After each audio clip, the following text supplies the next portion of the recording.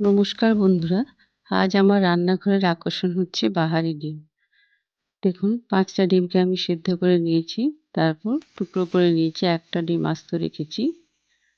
এই দেখুন, এবার আমি এতে স্বাদ মতো নুন দিয়ে দিচ্ছি, সাথে একটু হলুদ গুঁড়ো আর লঙ্কা গুঁড়ো দিয়ে দিচ্ছি। আর আমি এটাকে একটু আটা ছিটিয়ে দিচ্ছি। ময়দার ব্যবহার করছি না, এখানে আটা দিয়ে করছি।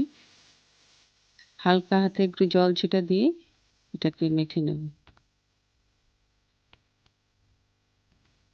জল দিয়ে দিলাম। এবার এটাকে মেখে নিচ্ছি একটু।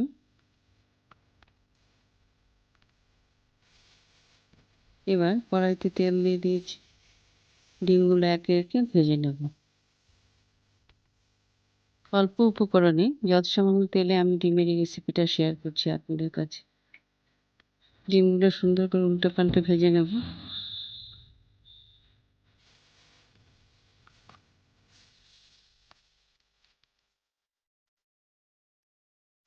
আশা করি আপনাদের এই ডিমের রেসিপিটা ভালো লাগবে।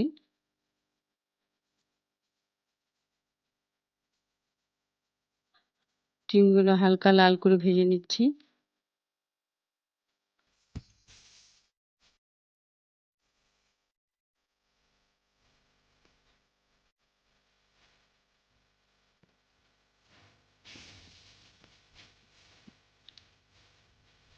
ডিমের জন্য আমি একটা টমেটো, একটা পেঁয়াজ, অল্প আদা আর কাঁচা লঙ্কা মিক্সারে পেস্ট করে নিচ্ছি। দেখুন, এটা দিয়েই আমি ডিমের ঝোলটা করব। এই দেখুন, হয়ে গেছে আমার। সাদা গোটা জিরে ফোড়নে দিয়ে দিচ্ছি। এবার আমি মিক্সিং জারে পেস্ট করে রাখা মশলাটা দিয়ে দিলাম। এবার মশলাটাকে ভালো করে কষিয়ে নিই।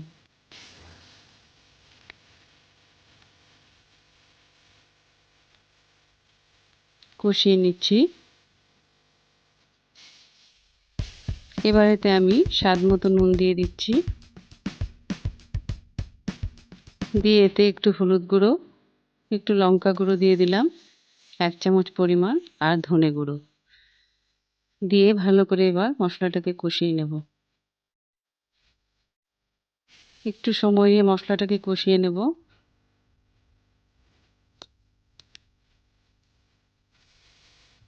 এই দেখুন, সুন্দর একটা রং চলে আসছে কষাতে কষাতে।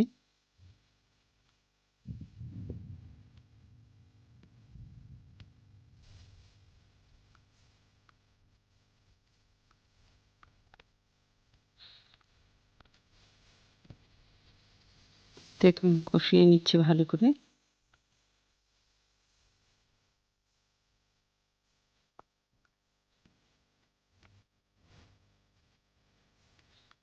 এরকম হবে, আর একটু কষাবো। তারপর আমার পরিমাপ অনুযায়ী আমি এতে জল দিয়ে দেবো। এই দেখুন, সাধারণত আমি গরম জলেরই ব্যবহার করি ঝোল দেবার জন্যে।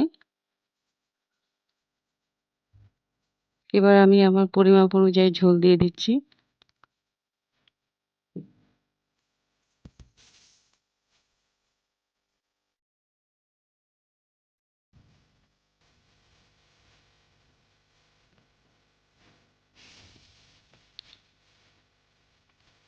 এবার এতে আমি ভেজে রাখা ডিমগুলো দিয়ে দিলাম। এবার একটু আঁচ মাঝারি রেখে ডিমগুলোকে আমি সুন্দর করে ফুটিয়ে নেব। এবার এতে দিয়ে দিচ্ছি আধা চামচের মতো গরম মশলা আর ধনেপাতা কুচি। দেখুন, তৈরি হয়ে গেছে আমার ডিমের এই রেসিপি। কেমন লাগলো অবশ্যই জানাবেন।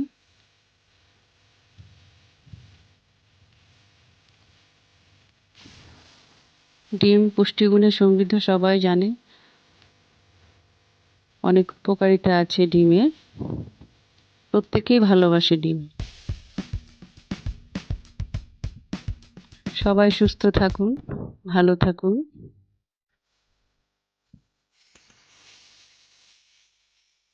আবার ফিরে আসবো নতুন একটা ভিডিও নিয়ে।